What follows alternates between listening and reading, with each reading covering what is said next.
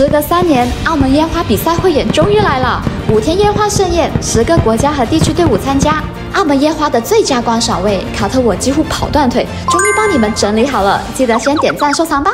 第一站推荐南湾湖的雅文湖畔，这边的话呢非常的开阔，所以说也是看烟花的首选之地哦。第二站就是在旅游塔下面的这个大空地，然后我身后的这片区域就是到时候烟花投放的地方哦。所以说如果你在这里看烟花的话，就近距离的看到烟花在你头上开花的样子。第3站主教山眺望台，有大斜坡了没有？